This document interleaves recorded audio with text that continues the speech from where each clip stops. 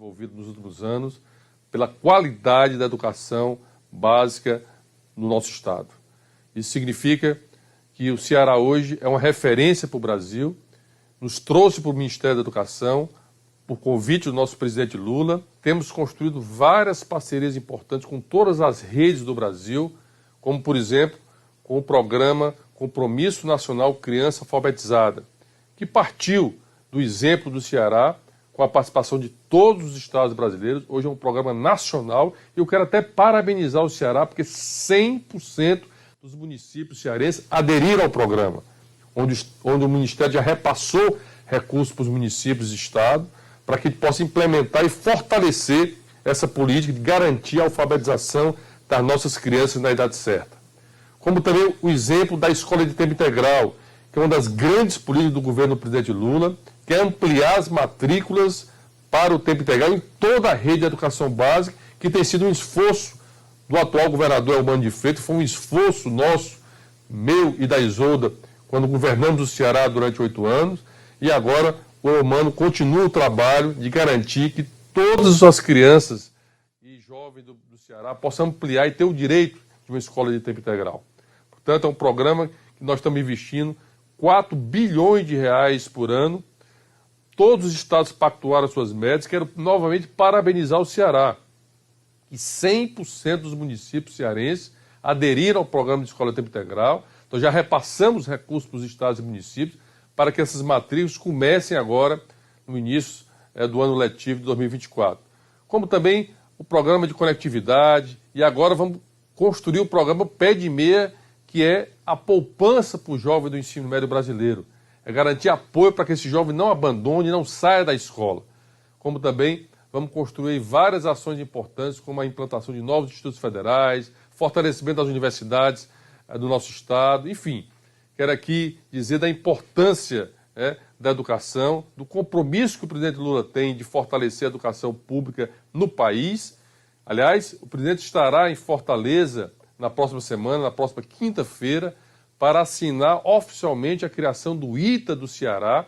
Vai ser um marco importante para a educação desse país e do nosso estado. Portanto, quero aqui abraçar todos, parabenizar, justificar a nossa ausência nessa abertura, mas estou aqui do MEC, lá, aqui de Brasília, dizer que o MEC está de portas abertas para fortalecer as parcerias com todos os municípios cearenses, com o governo do estado, abraçar o governador Eumano, que tem um compromisso de continuar o trabalho da educação pública do estado do Ceará, dizer que em breve nós vamos anunciar a seleção das novas obras de creches, escolas, ônibus escolares para os municípios cearenses, como também nós vamos também começar a retomada de todas as obras paralisadas e inacabadas, onde houver as adesões do estado e dos municípios até o final do ano passado.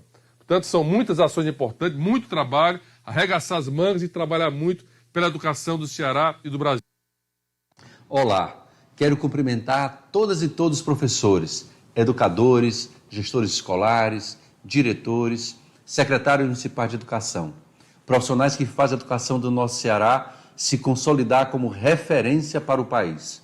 É fundamental esse momento de diálogo, promovido durante o Seminário da Educação Básica, para fortalecer ainda mais práticas acolhedoras em nossas escolas.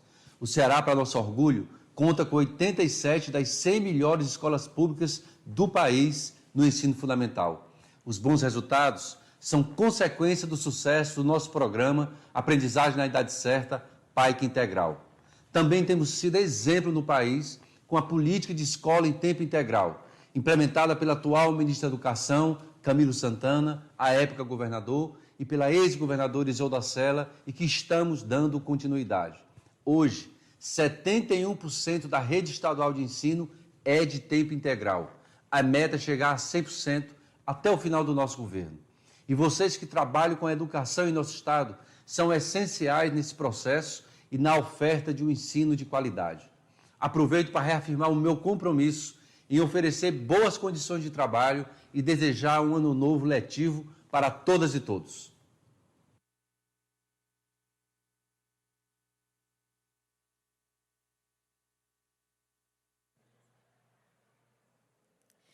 Pedimos que, por favor, retomem seus assentos e se direcionem ao palco principal para darmos continuidade à programação.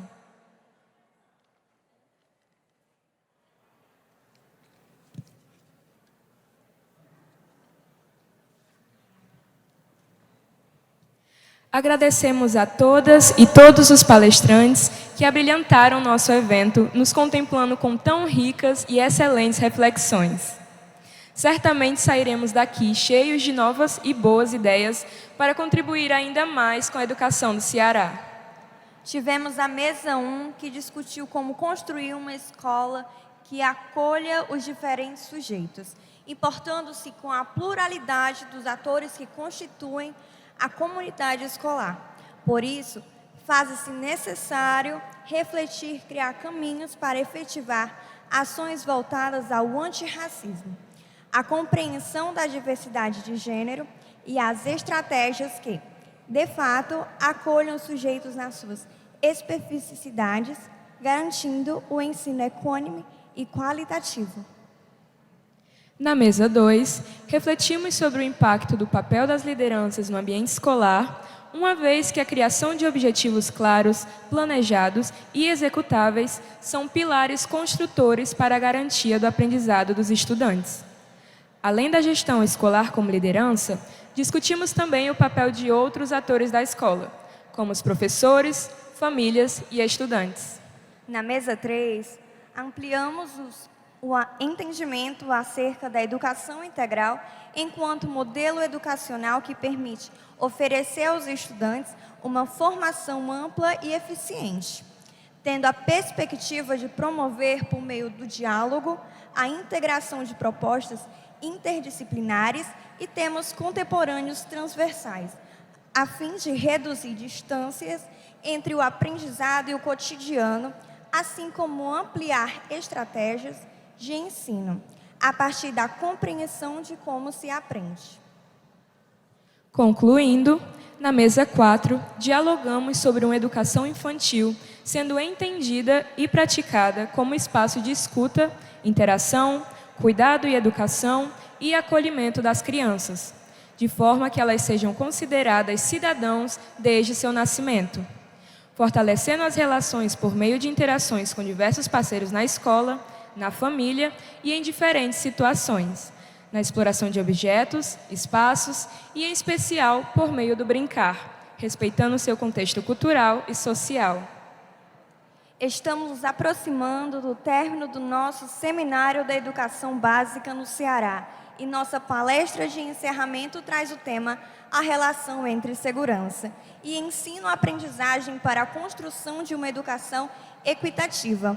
Pretendemos fazer um arremate e uma reflexão a partir das discussões tecidas ao longo do dia, buscando uma compreensão mais profunda e humanizada, pois, quando estamos falando de educação, precisamos considerar humanizada, nesse momento, capaz de libertar e de desenvolver a condição humana, que deve ser considerada peça-chave no percurso.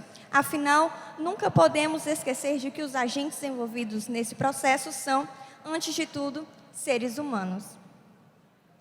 E, portanto, pensando nessa escola formada por pessoas que a Secretaria da Educação do Estado do Ceará acredita e defende, que é possível e necessário construirmos uma escola cada vez mais plural e acolhedora. Convidamos para fechar o nosso dia de muito diálogo e reflexão a senhora Carol Campos. Professora e advogada, com mestrado em Políticas Públicas, foi docente do ensino superior por 7 anos. Estudou inovação educacional na Escola de Extensão da Universidade de Harvard, trabalhou no MIT Brasil, foi colunista do site Estudar Fora e por quase 2 anos esteve à frente do setor educacional do Consulado Geral do Brasil em Boston. Foi diretora pedagógica do ESPAPEG, a Escola de Formação do Magistério de Sobral, Ceará, onde trabalhou por 1 ano. Na sequência, foi convidada a assumir a Secretaria Municipal de Educação de Gravatá, em Pernambuco. Ao deixar a gestão, tornou-se consultora da Unesco, assessorando a diretora de Formação dos Profissionais da Educação Básica do MEC. fundadora do Vozes da Educação. Carolina é membro do Conselho do Movimento Mapa Educação e do Conselho representado da Fundação Liman, além de pesquisadora associada do Consortium for Policy Research and Education, CPRE, do Teachers College, vinculada à Universidade de Colômbia, Nova York. Obrigada, gente. Boa tarde. Bom, primeiro quero dizer da minha alegria de estar aqui, né? Eu morei 1 ano em Sobral, eu tenho um carinho imenso pelo Ceará. E quando chegou o convite, eu falei, gente, eu não podia estar mais feliz. Então, muito obrigada pelo convite, de coração. É sempre uma honra e uma alegria poder voltar para o Ceará e conversar agora com os municípios, né, com todas as redes. Vocês sabem que vocês fazem um trabalho exemplar, vocês sabem que o trabalho de vocês é reconhecido no país todo. E hoje eu trouxe um tema, porque ao longo da minha carreira, pegaram uma mini bio grande, né, minha? Ao longo da minha carreira, sempre eu tive algumas inquietações, sobretudo quando eu estava na gestão. Porque eu ouvia muito assim, aquele menino é difícil, aquele menino não dou conta dele. Ou então era assim, é tão difícil porque aqui os colegas da minha escola, eles são muito complicados. A minha coordenadora é difícil, a minha diretora é difícil, os meus colegas são difíceis. Isso sempre me inquietou, porque eu sempre coloquei a afetividade no centro da minha vida. Eu acredito que, como Bell Hooks fala, ela fala que o amor é uma ação e a gente não tem que amar as pessoas, mas a gente pode escolher amar as pessoas. E pensando muito nessa ideia do amor como ética de vida, eu sempre me questionei, por que a gente acha que os meninos são difíceis, peraí, não estou conseguindo passar, deixa eu ver. Não, tá ligado. Gente, pronto. Por que os meninos estão difíceis? Ou por que os nossos colegas são difíceis? E escutando vocês aqui, antes de entrar, foi muito bacana porque eu percebi que muito do que eu vou falar já foi falado, mas eu vou falar de uma outra forma. E eu vou falar de uma forma que eu nunca tinha visto nada sobre isso, e eu vou contar uma história, que foi quando a minha carreira mudou muito. E vou dizer por que ela mudou. Então, assim, a primeira coisa que eu trago para vocês é uma reflexão de os nossos alunos, eles não são difíceis. Eles estão tendo uma vida difícil. Os nossos colegas, eles não são difíceis. Eles estão tendo uma vida difícil. E é muito impressionante o impacto de como as nossas experiências afetam o nosso comportamento e afetam a aprendizagem. É disso que eu vim falar para vocês hoje. Eu vim falar para vocês hoje que não adianta a gente falar em inclusão, em diversidade, em acolhimento, se a gente não entender que não dá para acolher todo mundo o tempo todo, se a gente não se acolher primeiro, se a gente não entender o que está acontecendo com a gente primeiro, porque aí a gente entende o que está acontecendo com o outro. Então, hoje, o meu trabalho é justamente mostrar isso para vocês. E vamos começar com essa percepção, né? De que não é que as pessoas são difíceis, mas elas estão tendo vidas difíceis. E por isso elas agem de formas muito cruéis com a gente às vezes. E não é contra a gente, é uma questão delas. Quando a gente fala das bagagens emocionais que a gente carrega, imagina o seguinte, a gente entrou numa escola, e dentro dessa escola eu tenho professor, coordenador, diretor, os alunos, cada um está trazendo uma mochilinha. Dentro dessa mochilinha tem todas as bagagens que eu vivi.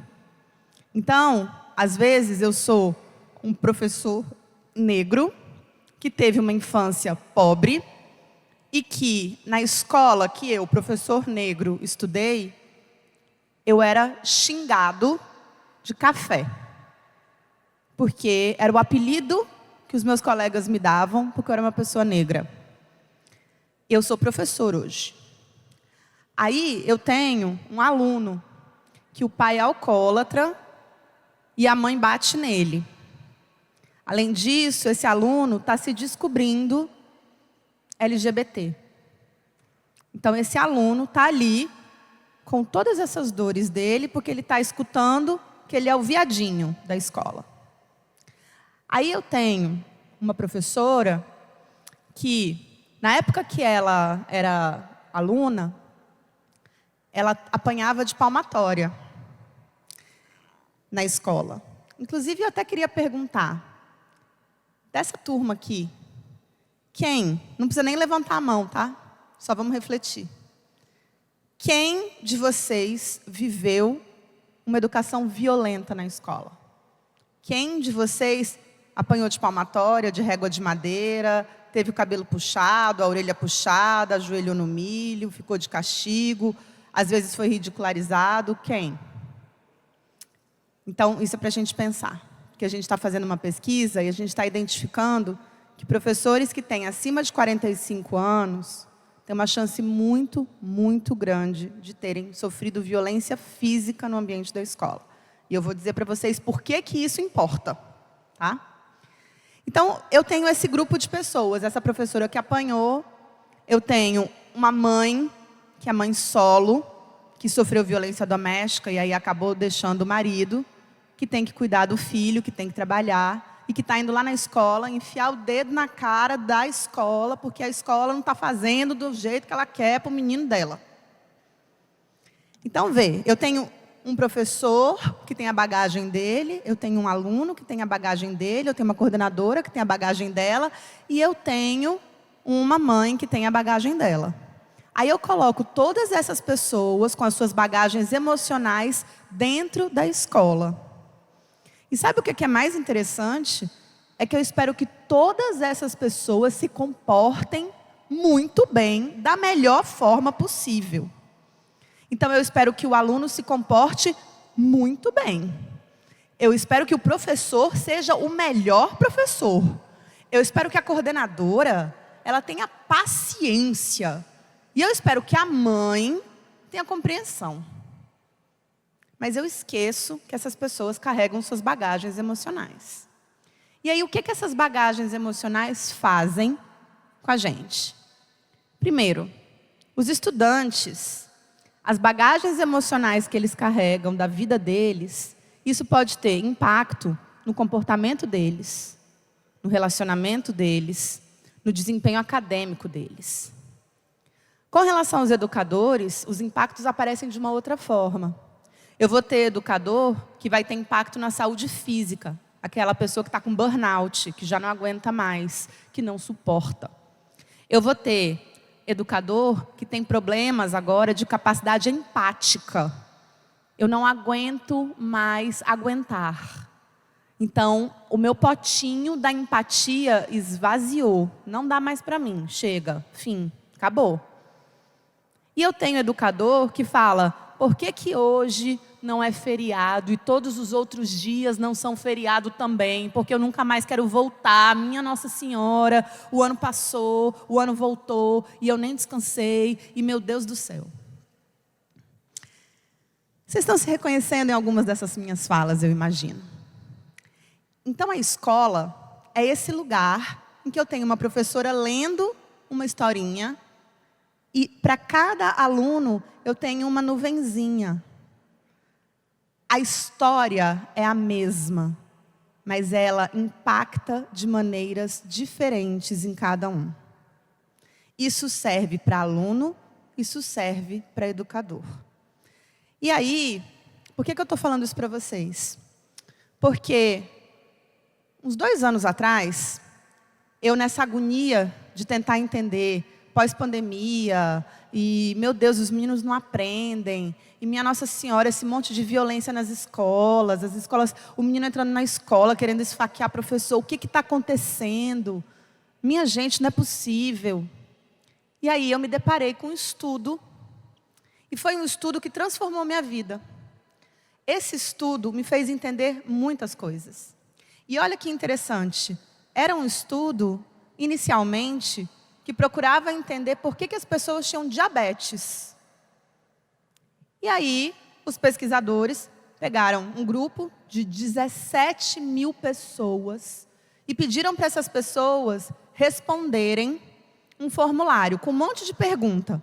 Hábitos, né? Então, se você é sedentário, se você não é sedentário, se você é uma pessoa que fuma ou que bebe regularmente, aquelas coisas que a gente responde de formulário de médico.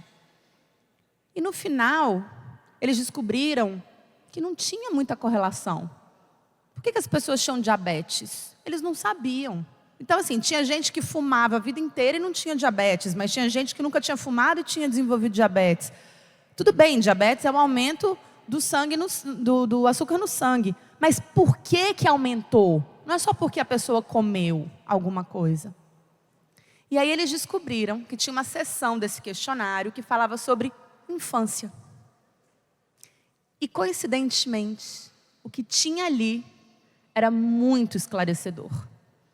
Os pesquisadores descobriram que a nossa infância, ela é tão importante que ela é responsável por predizer as doenças que a gente pode ter no futuro. Por exemplo, se eu tenho uma infância muito violenta, eu tenho, por exemplo, 7 vezes mais chance de desenvolver um determinado tipo de doença de pulmão. Se eu tenho uma infância negligente, eu tenho, por exemplo, 120% mais chances de desenvolver um AVC. Então, a nossa infância, ela é muito impactante na nossa biologia. E aí, esses estudos, eles começaram ali no final de 1990, 98, 99, por aí. De lá para cá, as pessoas começaram a estudar ainda mais por que essa infância, o que tem nessa infância que vai impactar, por exemplo, a educação. É isso que a gente vai falar hoje. É o impacto dessa infância e dos traumas que a gente viveu na infância, na educação, dentro da escola. E aí, olha que coisa interessante. A gente tem esse movimento chamado Experiências Adversas na Infância, que tem 3 categorias. Tem o nível dos abusos, que pode ser o abuso físico, psicológico ou sexual. Tem as negligências. Então, você tem aquela mãe ou aquele pai que não dão a atenção devida para essas crianças. Às vezes a criança precisa de um remédio, a mãe não consegue dar o remédio. Às vezes a criança precisa de um carinho, de uma atenção, a mãe não consegue. E a gente também tem as disfunções familiares. Então, eu tenho divórcio de pais, eu tenho pais que foram presos, eu tenho pais com abuso de substâncias, como álcool e drogas, enfim. Várias situações. Só que são situações muito comuns. Muito de nós, inclusive, vivemos algumas dessas situações na nossa infância. E aí, o que eu faço? E aí, o que os pesquisadores descobriram é que, muito embora o que a gente esteja vivendo aqui sejam situações muito difíceis na nossa infância, existe uma forma da gente amenizar esses problemas. E essa forma de amenizar é justamente por meio do acolhimento e da afetividade. O que eu quero dizer com isso? Lembra lá do Paulo Freire, que ele falava que não existia educação sem amor, que educação só se faz com amor? Os pesquisadores provaram, por A mais B, que Paulo Freire estava falando era certo. Ou seja, hoje em dia, a gente já sabe que existem desastres naturais, ainda mais agora com um monte de mudança climática. Os pesquisadores já sabem que existem o que a gente chama de trauma geracional, que é o racismo, a pobreza. Isso tudo são traumas que a gente passa de gerações até chegar na gente. Às vezes a gente está num lugar e tem alguma coisa que irrita a gente do nada. E a gente não sabe o que é isso. Por que me deu essa irritação do nada? Às vezes você está dentro de sala de aula, você fala alguma coisa, o menino responde, você fala, mas está querendo me desafiar. Por quê?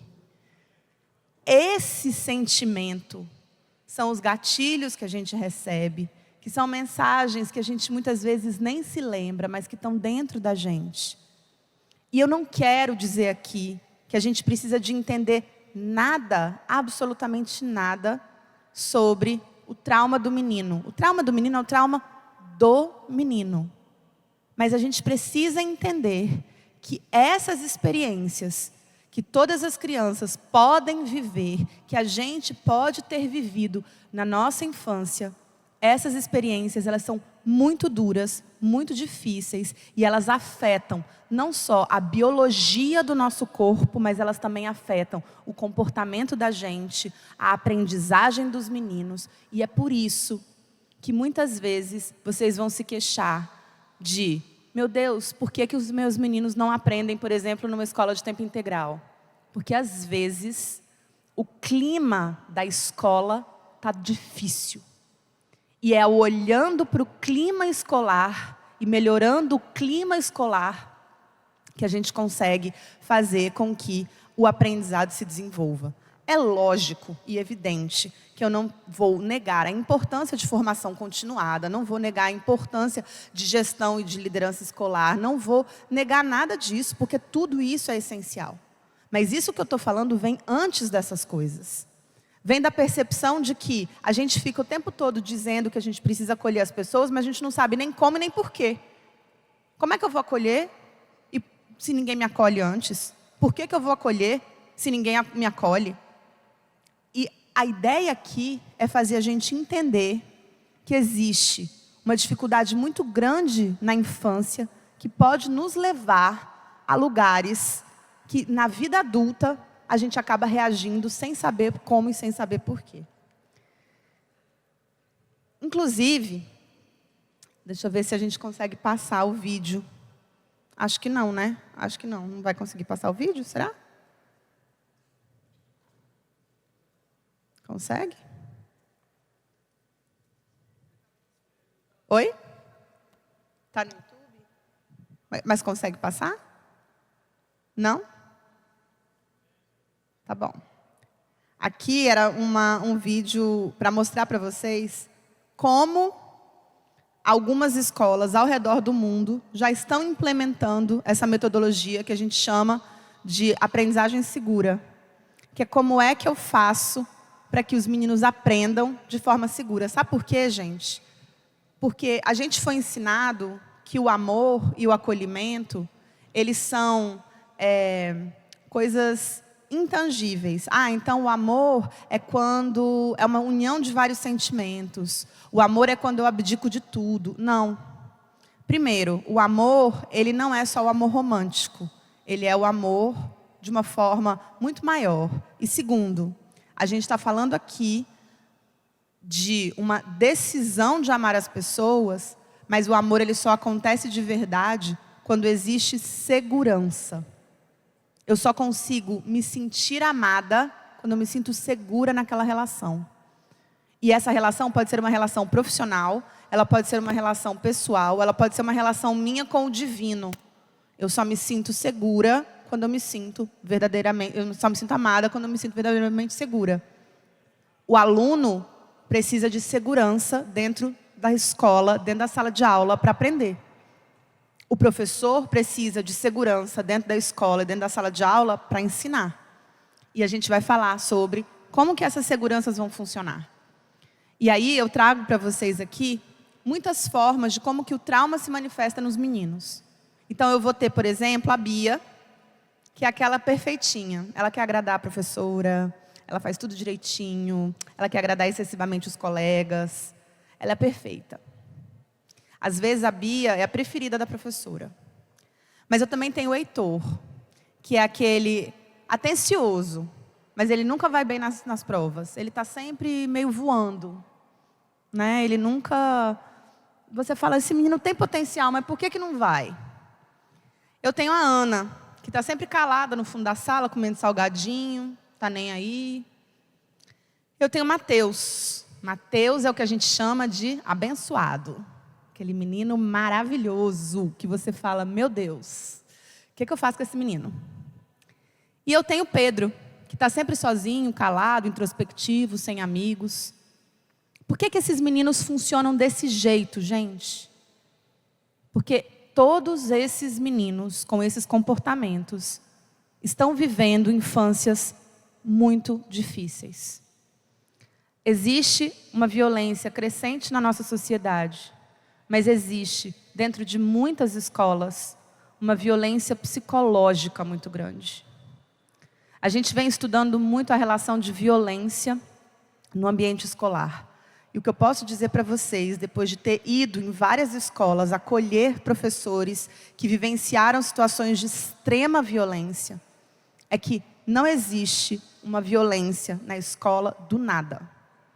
Quando um aluno entra na escola armado, seja com uma faca, com uma machadinha, com canivete, com o que for, e ele tem a intenção de ferir alguém, ele está fazendo isso porque o clima naquela escola tem alguma coisa de errado. Ele tem as questões dele, óbvio, óbvio. Mas, para além das questões desse aluno, tem alguma coisa acontecendo naquela escola. Eu estive em escolas que em 10 minutos de trabalho, eu percebi muito claramente que a escola estava dividida. Tinha os professores do lado de cá e os professores do lado de lá. E um grupo não gostava do outro grupo. E isso daí, a gente acha que os meninos não percebem, mas eles percebem. Esses movimentos dentro da escola, que são movimentos subjetivos, que são movimentos que a gente não necessariamente consegue concretizar, eles não são tão palpáveis. Esses movimentos, a gente, muito embora acredite que os meninos não estão vendo, eles sabem que tem alguma coisa diferente. Os alunos, eles não funcionam assim, nenhum deles, porque eles querem ferir o professor. Vou dizer uma coisa para vocês. Crianças, sobretudo, elas têm uma dificuldade muito grande de entender por que é que um professor, que é uma figura de respeito, fala coisas para ela que doem nela. Porque a criança, ela entende o seguinte: se esse professor está me falando isso, é porque esse professor gosta de mim. Mesmo que esse professor fale coisas muito duras para mim. Se eu estou em casa e se eu estou apanhando, é porque meus pais me amam. E eu estou entendendo que amor vai acontecer pela violência. Sabe por que criança entende isso? Porque o cérebro da criança não está desenvolvido igual ao nosso. O cérebro do humano só se desenvolve integralmente até os 25 anos de idade. Antes disso, a gente não entende determinadas coisas. Então a criança, ela sempre vai achar que por mais que o professor seja duro com ela, essa dureza é sinônimo de amor. E muitas vezes o professor vai ser duro com essa criança porque sem lembrar, sem saber, esse professor está repetindo o que fizeram com ele quando ele estava na escola. Vejam, a gente não pode, graças a Deus e graças a muitas leis, a gente não pode mais bater em criança hoje dentro do ambiente escolar. Mas a gente, em muitos momentos, a escola substitui a violência física pela violência verbal. Eu não posso bater, mas às vezes eu vou falar determinadas coisas que vão doer mais que um tapa. A gente sabe que isso acontece. A gente sabe que a escola, muitas vezes, ela é dura com os nossos alunos. E a gente faz isso, não é porque a gente é malvado. A gente faz isso porque nós também somos sobreviventes de infâncias muito difíceis. Porque a escola também não foi fácil com a gente. Porque a escola bateu na gente, humilhou a gente. Eu me lembro de uma história que eu tinha, sei lá, estava no 4º ano. Devia ter uns 9 anos, né? Mais ou menos. E a minha professora de matemática, naquela época era uma professora só, mas eu não sei porquê, na minha escola a gente tinha uma professora específica de matemática. Quer dizer, hoje eu consigo entender porquê, mas naquela época eu não entendia. Mas eu tinha uma professora de matemática, que só dava aula de matemática. E eu lembro que quando ela chegava, ela era muito brava, muito brava. Quando ela chegava, eu me lembro até hoje, da minha mão suar frio, de eu ter dor de barriga, de eu ficar tremendo. Porque ela chegava e ela mandava a gente colocar as mãos em cima da mesa e ela falava para a gente assim, ela apontava o dedo e aí ela falava, 4 vezes 8. E aí a gente ficava assustado, né? E a gente não conseguia responder. E a gente falava, 1415, qualquer coisa que aparecesse na cabeça. E essa professora, ela, em mim, ela gerou uma dificuldade imensa de aprender matemática. Eu não conseguia aprender matemática. Eu tive que fazer um monte de aulas depois para conseguir aprender matemática. Por que eu estou falando isso? Porque muitos de nós temos experiências com professoras maravilhosas e incríveis, mas muitos de nós também temos experiências com professores que foram duros com a gente. Se a gente pensar um pouquinho, a gente vai lembrar desses professores. E é por isso que eu estou falando para vocês, que muitas vezes, de novo citando Paulo Freire, quando a educação não é libertadora, o sonho do oprimido é se tornar o opressor. Então, o que a gente responde? Fizeram isso comigo, mas essa geração é Nutella, é mimimi. Esses meninos, a gente não pode dar um grito neles que eles já ficam desse jeito. Pelo amor de Deus, comigo não. Eu apanhei, estou ótimo. É isso que a gente usa de desculpa para justificar os nossos atos. Tem uma coisa que eu sempre falo isso. É um negócio que une as pessoas. Não tem essa coisa de divisão política, de divisão racial, nenhuma. A gente, enquanto sociedade, e não é só no Brasil, em vários países, a gente, enquanto sociedade, acha que é ok ser violento com criança. A gente acha. Porque a gente fala assim, mas a minha mãe me ensinou assim. E quem é que vai contestar a autoridade da minha mãe? Se minha mãe me ensinou que é assim, eu tenho que dar uns gritos no menino para ele aprender. E eu quero dizer para vocês que a ciência do trauma está mostrando para a gente que o aprendizado ele não acontece pela dor. O aprendizado ele acontece muito mais pelo amor. E quando eu falo de uma educação amorosa, eu não estou falando de uma educação permissiva. São coisas completamente diferentes. A educação amorosa é uma educação que coloca o amor como ética de vida e prega o respeito pelo outro e, sobretudo, a compreensão de quem é o outro. Mas a educação amorosa, ela estabelece limites. E eu me conheço tanto a ponto de falar, não, aqui você não vai passar porque aqui é o meu limite. Mas eu não preciso gritar para fazer isso. Eu não preciso me descontrolar para fazer isso. Eu não preciso usar de determinados mecanismos para fazer isso. Eu posso simplesmente falar, eu sei que você está tendo um dia difícil. Você quer um abraço ou você quer um copo d'água? Mas você não vai mais atrapalhar a minha turma, tudo bem? Aqui a gente vai fazer assim. Eu sei que é muito difícil e parece ser muito, como é que eu vou dizer? Inocente propor uma coisa dessas. Mas é por isso que eu queria que vocês assistissem o vídeo. Porque no vídeo a gente consegue entender muito claramente que escolas que fizeram a opção por compreender que o trauma impacta o comportamento do menino e que o trauma impacta a aprendizagem do menino, são escolas muito melhores. E elas são melhores para todo mundo. Porque os professores têm aulas melhores. A gente estava aqui na palestra e aí alguém falou assim, muitas vezes o tempo de aula, ele é 30%, o tempo de aprendizado é 30% do tempo de aula. Porque tem a chamada, tem o professor falando, ei menino, senta aí, arrasta a cadeira, não sei o quê. Aí o professor começa, vai escrever no quadro, aí o menino começa a falar alguma coisa, o professor tem que interromper a aula. Dos 50 minutos, dos 45, 50 minutos que a gente tem, o tempo de aula, de aprendizado mesmo, é muito pequeno, né? Então, assim, por que isso acontece? Quando eu tenho uma educação respeitosa dentro da minha turma, eu consigo lidar com os conflitos de uma forma leve. Eu consigo trocar o grito pelo sorriso, pela risada. E isso faz com que a sala seja mais leve, não só para o aluno, mas também para o professor. Sabe por quê, gente? Porque a gente acha que é só o aluno que está adoecido.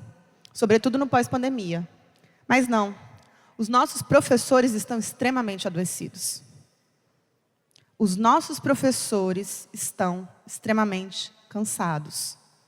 E aí, determinados comportamentos, eles são recorrentes na escola. Por exemplo, tem a professora Suzana. Ela trabalha pensando só na aposentadoria. Aí tem a Luciana. Luciana, todo dia tem dor de cabeça. Todo dia fala, menina, não dormi nada essa noite, tu acredita? Aí tem Francisco. Francisco fala, isso não é problema meu, não tem nada com isso. Eles que se resolvam, não tem nada com isso. O problema da CRED, esse problema da secretaria, isso não é problema meu. Eu estou aqui para dar minha aula.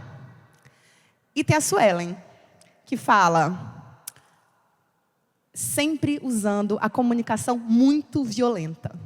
E Suelen, ela é muito violenta, não só com os alunos. Suelen é violenta com os colegas, Suelen é violenta com os pais.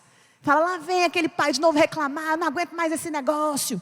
Suelen está com muita raiva da vida. Esses professores existem, eles estão por aí.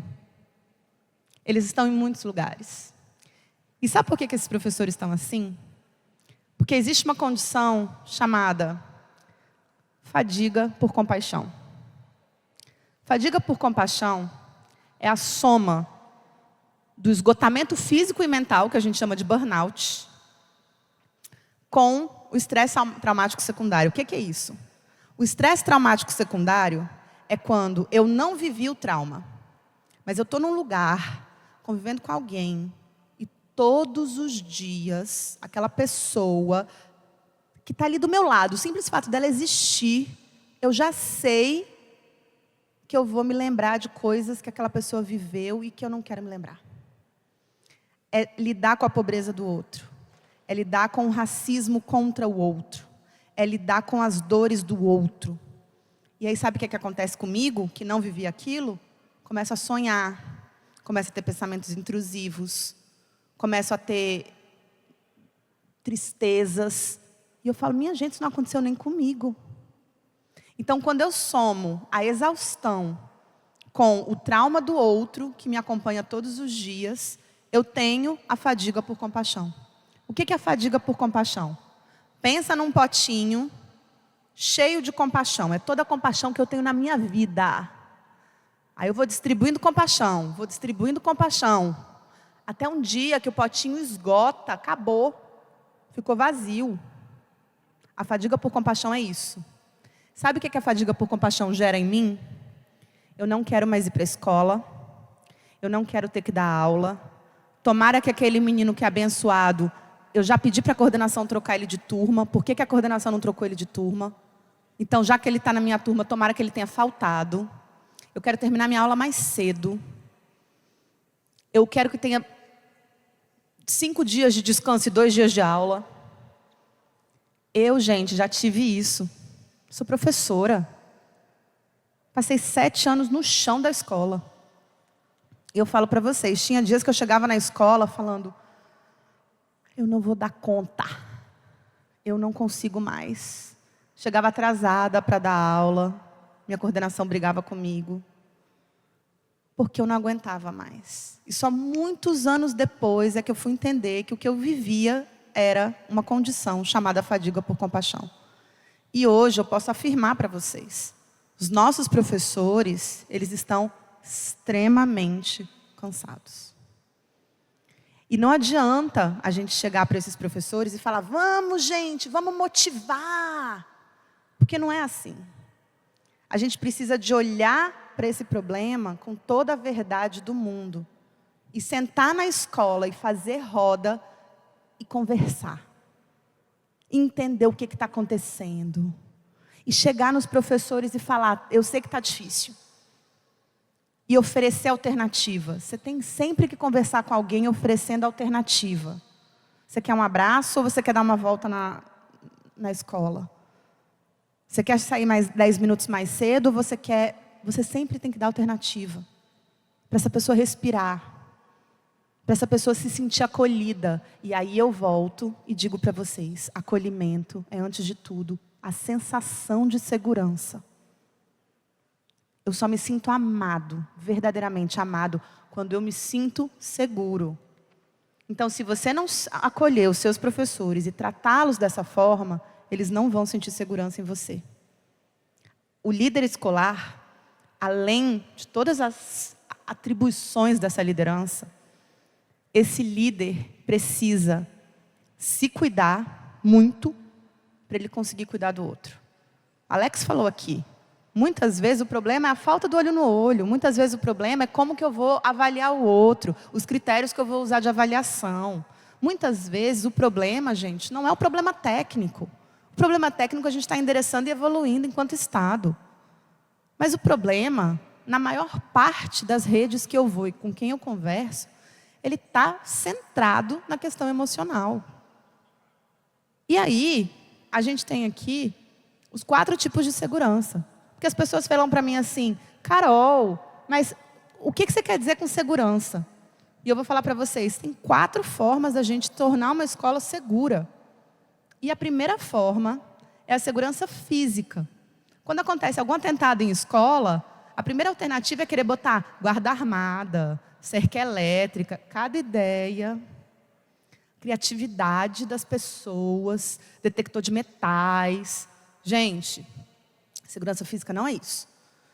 Segurança física é a gente estar aqui dentro agora e a gente sabe que está tudo bem, que não vai entrar ninguém, que vai fazer mal com a gente, que existe sim segurança na porta, um segurança. Está tudo bem ter um segurança na porta.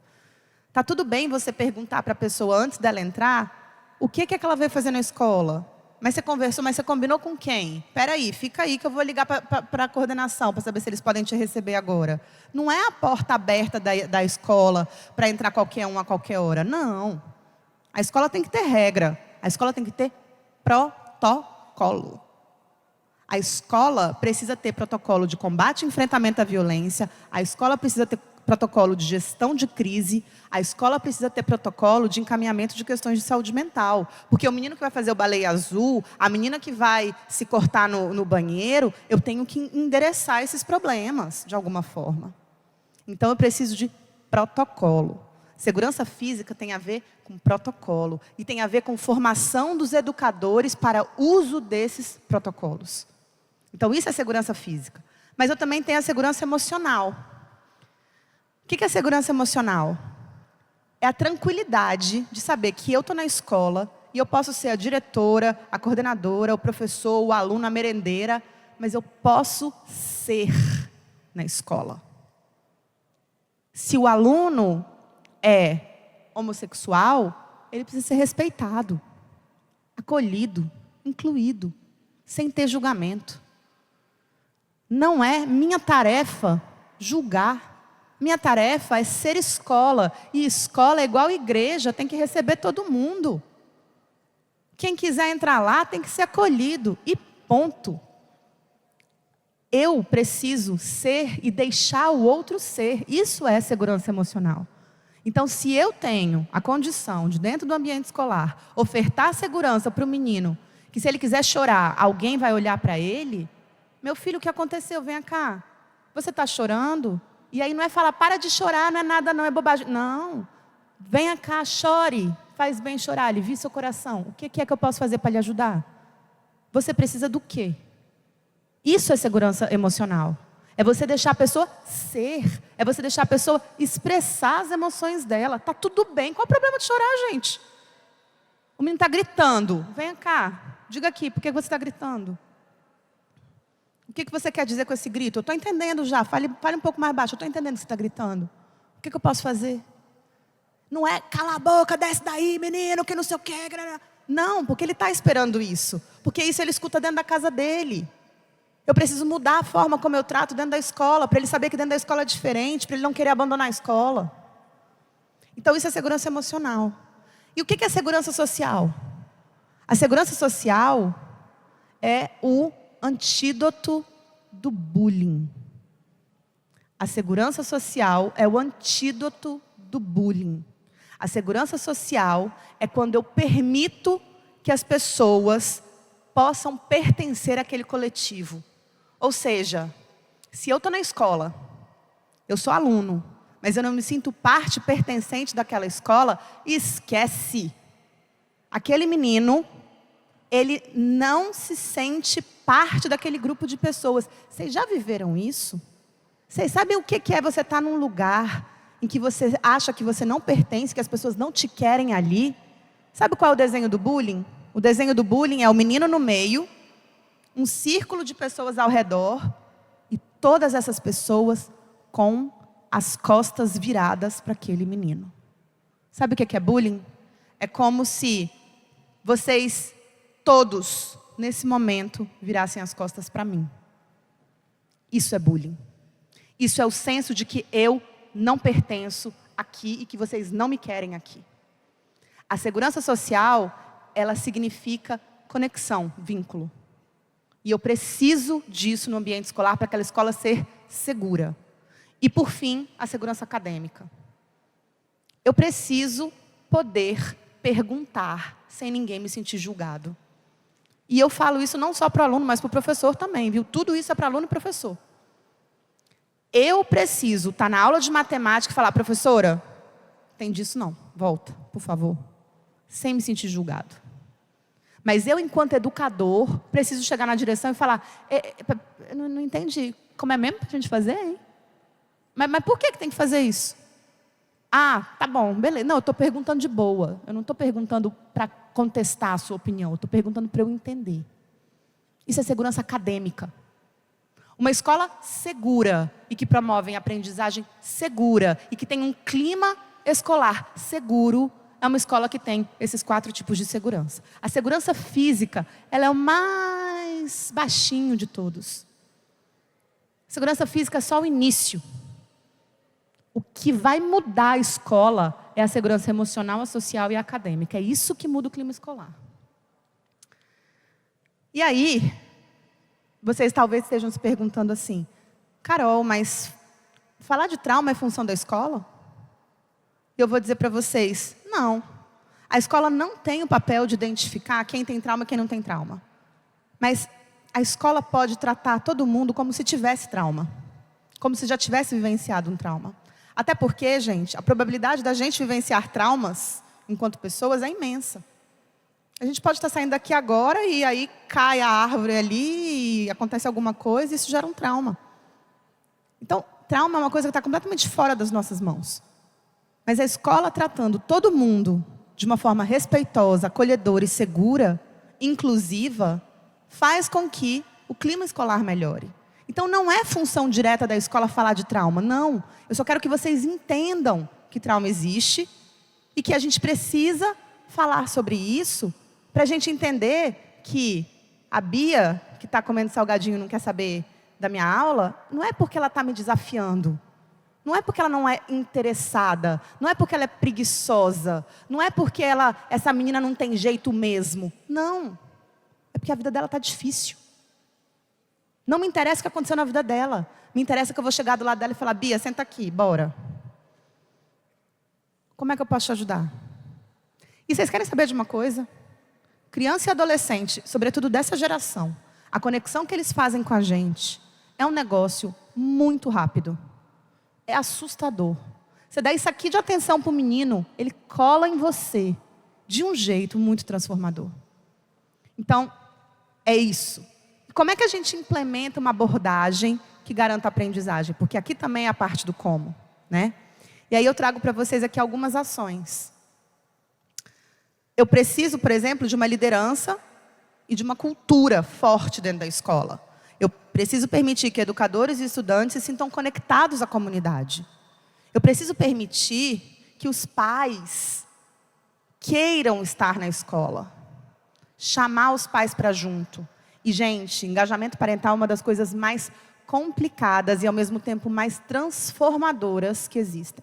Existem várias pesquisas que mostram que escolas cujos pais se engajam têm 10 vezes, não é uma, não são duas, são 10 vezes mais aprendizagem. Por quê? Porque o pai está do lado do menino ali, ó. O pai está acompanhando. Mas para eu conseguir esse engajamento desses pais, isso não vem fácil. Isso também depende de ações que a escola precisa tomar, mas isso aqui já seria uma outra palestra. Mas tem jeito. Eu preciso também de formação continuada. Agora veja, aqui no Ceará a gente faz formação continuada linda. Eu sempre fui muito fã disso. Não à toa saí de Sobral e falei, meu Deus, a gente tem que levar isso para o Brasil todo. Mas a gente precisa saber o tipo de formação continuada que a gente tem que fazer. É claro que eu preciso trabalhar com didática específica, óbvio. Mas eu também preciso trabalhar com questões emocionais. Eu preciso formar os educadores para eles entenderem que a ação deles no comportamento dos meninos é direta. E que esse comportamento pode levar a mais ou menos aprendizagem. Então, essa relação de dar uma formação que tenha questões emocionais envolvidas, junto com a transformação do comportamento do aluno, e, por consequência, com a aprendizagem, isso é muito importante. A escola precisa de uma rede de apoio. Toda escola precisa de uma rede de apoio. A escola tem que identificar quem é a sua rede de apoio. Então, a rede de apoio é quem? O CRAS, o CRES, o CAPS, CAPS-J. Quem é a rede de apoio? É o bombeiro, é a polícia, é a ronda escolar, se tiver, o batalhão, patrulha, sei lá. Quem é a rede de apoio? No momento de desespero, a escola vai ligar para quem? Porque o que a gente vê hoje em muitas escolas do Brasil? Momento de desespero, a gente liga para o irmão da Solange, porque ele é bombeiro brigadista. Não tem que ligar para o irmão da Solange. Eu tenho que ter um protocolo que me diga para quem que eu vou ligar e como é que eu vou agir. A gente tem que institucionalizar as coisas. A gente aprendeu com a pandemia a criar protocolo de biossegurança. A gente tem que levar isso adiante, dar os próximos passos. Porque eu não posso depender do carro da diretora para resolver os problemas da escola. Porque isso é pessoalizar. E a gente tem que institucionalizar. É diferente. Então, quando a gente fala de rede de apoio da escola, é disso que a gente está falando. Eu preciso de ensino e aprendizagem cuja cultura aprofunde e enriqueça as competências sociais e emocionais dos estudantes. Mas, tem um detalhe aqui. A gente fala muito de ensinar competências socioemocionais, mas, primeiro, às vezes o professor não sabe ensinar. E, segundo, o menino aprende, aí o menino chega e fala assim, pera, agora que eu sei o que é resiliência, professor, por que você não está tendo resiliência? E aí isso entra num lugar muito difícil. Então a gente precisa fazer isso de uma forma conjugada. E claro, os protocolos que eu já falei para vocês várias vezes. Aqui, gente, é só um modelo. Só para vocês entenderem que cada um desses eixos que eu falei, isso pode se tornar, no planejamento estratégico de vocês, uma meta a ser perseguida. Então veja, eu posso criar uma meta para cada um desses eixos que eu mostrei para vocês agora. Por exemplo, dentro de liderança e cultura, eu posso criar uma meta, e a meta ela vai ter início, desenvolvimento, a prática e a excelência. E aí dentro dessa meta, eu tenho, por exemplo, a escola começou a planejar a implementação de atividades para incluir alunos em debate sobre liderança e cultura escolar. Qual é o resultado que eu tive? Os gestores escolares estão fazendo esforços para conhecer os estudantes. Vai receber o menino na porta. Mas, como é que eu identifico isso? E aí tem aqui, como que eu identifico? O gestor escolar está indo lá na porta. Então, peraí, a gente está aqui, no início. Depois é o desenvolvimento. Depois é como é que eu estou praticando. E depois é a excelência. A gente quer chegar na excelência, mas para isso eu preciso começar de algum lugar. Então, cada uma dessas metas que eu falei aqui, liderança e cultura, engajamento familiar, formação continuada, recurso e serviço, ensino e aprendizagem, protocolo e política, tudo isso pode se desdobrar num quadrinho desse, simples, e se tornar uma meta com os indicadores para vocês irem atrás. E, por fim, eu quero deixar uma reflexão. A gente, de fato, pode entrar 2024 colocando na nossa vida o amor como ética de vida. Colocar no nosso dia a dia a prática das relações amorosas. E isso, eu não estou falando de forma alguma de romper os meus limites. Ao contrário, quanto mais amorosa eu sou, mais eu dou limite para o outro. E ao dar limite para o outro, eu transformo as minhas relações. com os meus colegas, com os meus alunos, com a minha família, comigo mesmo. Mas eu só consigo fazer isso se eu for uma pessoa que eu me sentir absolutamente segura. O amor tem total conexão com a segurança. Amar alguém significa deixar aquela pessoa se sentir segura. Segurança tem aqueles 4 pilares que a gente falou. Segurança física, segurança emocional, segurança social e segurança acadêmica. Eu tenho total condição de amar cada um dos meus alunos, mas para isso eu tenho que ofertar para eles esses 4 tipos de segurança. Como sempre, foi uma alegria estar com vocês. Muito obrigada.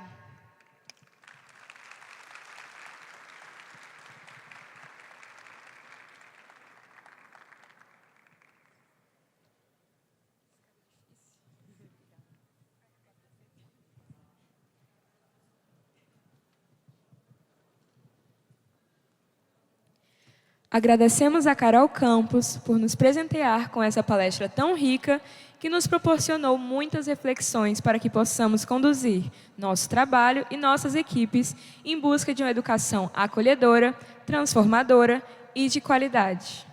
E assim fechamos o primeiro seminário da educação básica por uma escola plural e acolhedora. Agradecemos a cada um e cada uma que nos prestigiou comparecendo a este evento e assim fazendo com que ele fosse ainda mais especial. Nossa gratidão aos parceiros, aos convidados presentes, às equipes da SEDUC, das regionais e dos municípios por contribuírem com a realização desse tão importante evento. Muito obrigada.